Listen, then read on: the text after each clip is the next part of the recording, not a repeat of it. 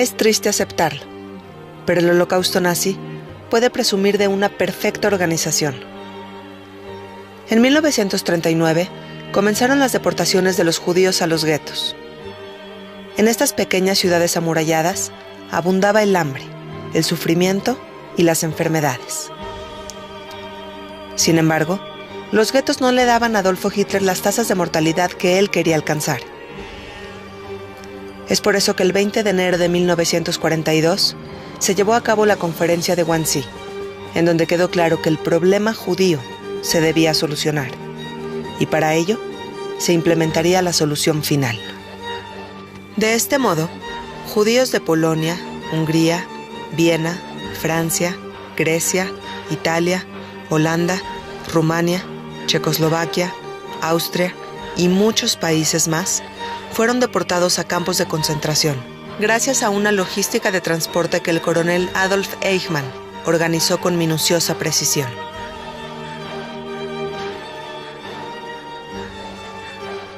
El genocidio contra los judíos transcurrió de una forma sistemática. Para cuando el mundo despertó, ya eran millones los que habían muerto en los campos de concentración. Para cuando el mundo despertó, la maquinaria de muerte nazi ya llevaba 5 años funcionando a la perfección.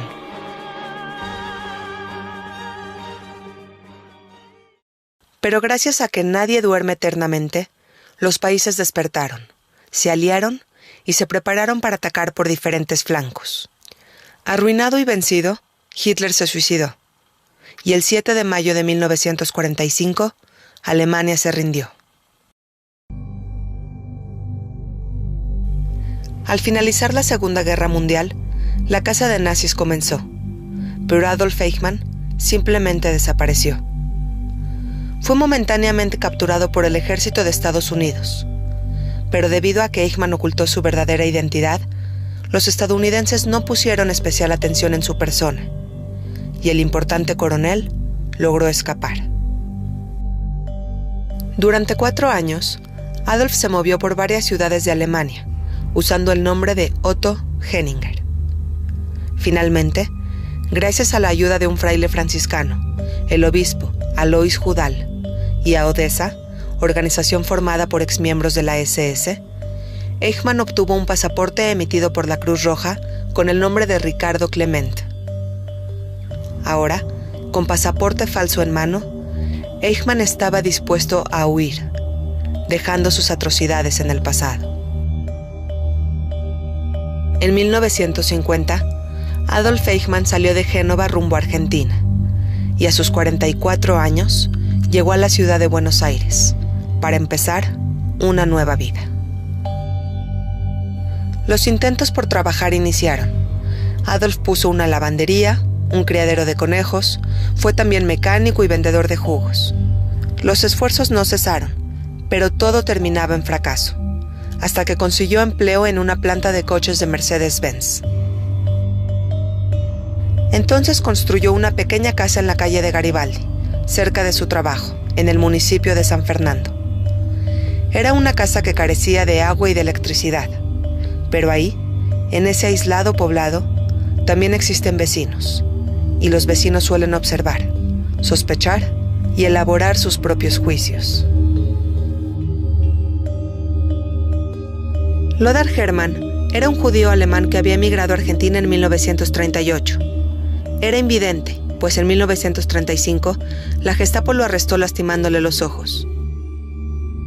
Lothar tenía una hija, Silvia, quien un día le comentó de Nicolas Eichmann, su nuevo amigo. Lothar investigó más, pues no le fue indiferente aquel apellido, y después de poco tiempo, descubrió que el coronel de la SS, Adolf Eichmann, era su vecino.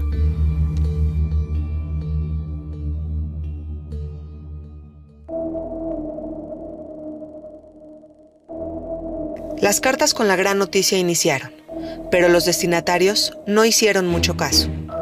Nadie le daba seguimiento, pues las sospechas del invidente no tenían mucho fundamento. Después de muchos intentos, Lothar fue escuchado y el 1 de marzo de 1960, Zvi Aharoni, agente del Mossad, fue enviado a Argentina para descubrir la verdad. La investigación comenzó y Adolf Eichmann empezó a ser observado. Entonces, se tomó la decisión de dar el primer paso. Aharonis se acercó a Eichmann para pedirle informes sobre alguna casa en venta que pudiera haber en la zona. Mientras lo hacía, Aharonis sacó varias fotografías gracias a que dentro de su portafolio tenía una cámara escondida.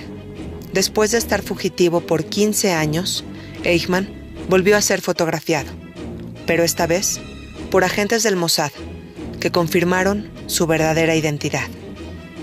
Las fotografías fueron llevadas hasta manos del primer ministro de Israel, David Ben-Gurión, y la misión de arrestarlo inició. El reto era sacarlo de Argentina con vida y trasladarlo a Israel para ser juzgado.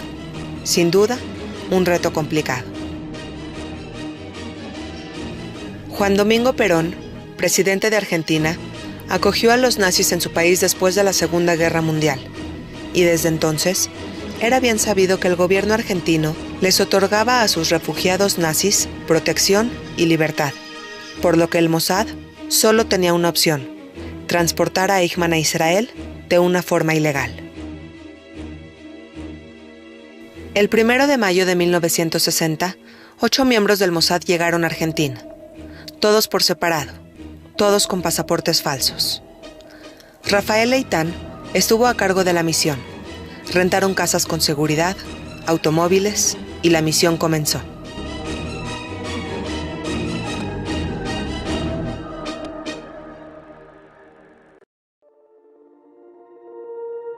Después de semanas de observarlo, los agentes del Mossad se dieron cuenta que la rutina de Eichmann era estable y constante.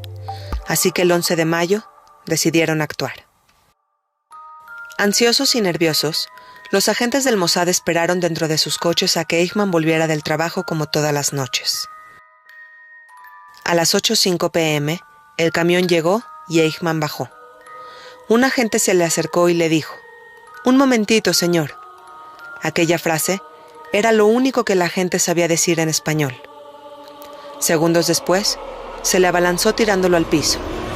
Eichmann gritó, pero fue introducido en el coche y el plan continuó. En el camino a casa, un agente le habló a Eichmann en alemán. Fue entonces cuando el exoficial de la SS entendió que el pasado no siempre se puede dejar atrás. A más de 14.000 kilómetros de Israel, Adolf Eichmann fue capturado por el Mossad. Ya en la casa, un doctor inspeccionó a Eichmann y confirmó su identidad. Una pista esencial fue la cicatriz en su brazo, evidencia de que el tatuaje característico de todo oficial de la SS había sido retirado. De cualquier forma, Eichmann terminó revelando quién era en realidad, mientras que los agentes miraban asombrados cómo un ser tan insignificante podía haber cometido tantas atrocidades.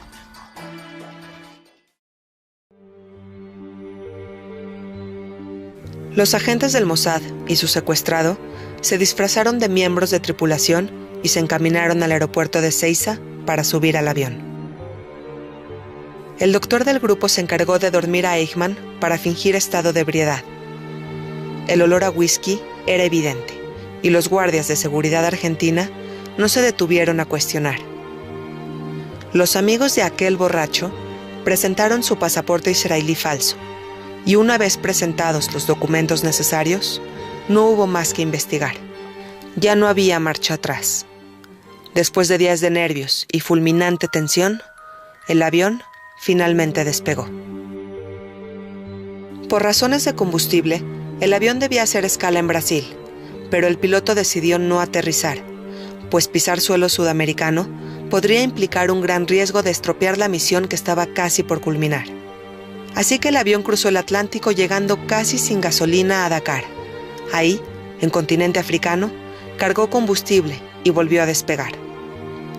No queda mucho por describir.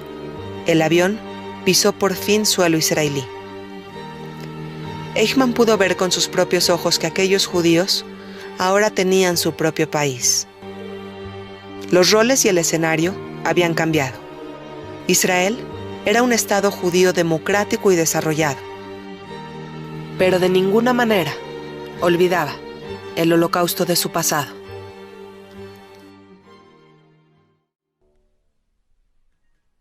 Así pues comenzó el juicio. La sala estaba abarrotada de sobrevivientes del Holocausto que dieron su testimonio como testigos. Eichmann, resguardado en una cabina blindada para su protección, se mantenía tranquilo. Su abogado, Robert Servatius, hacía su mejor esfuerzo por disminuir la responsabilidad del enjuiciado durante el Holocausto. Por su parte, Eichmann alegaba que solo se limitaba a cumplir con órdenes superiores, pero el argumento se desmoronó cuando se presentaron cientos de documentos firmados por el acusado que ordenaban las deportaciones y los exterminios de los judíos. Adolf Eichmann no solo obedecía, también implementaba, ordenaba y asesinaba. Independientemente a esto, existían pruebas de que al final de la guerra, el coronel Himmler ordenó parar las matanzas de judíos, y desobedeciendo la orden superior, Eichmann continuó cometiendo más exterminios. Yael Dinur era un sobreviviente de Auschwitz que había conocido a Eichmann durante el Holocausto nazi. Durante el juicio, se encontraba narrando lo acontecido cuando de pronto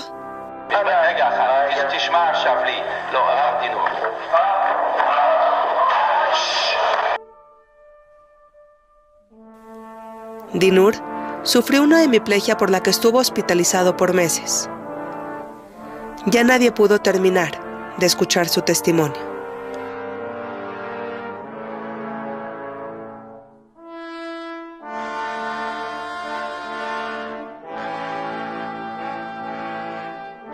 En diciembre de 1961, Adolf Eichmann fue declarado culpable y condenado a pena de muerte por crímenes en contra de la humanidad.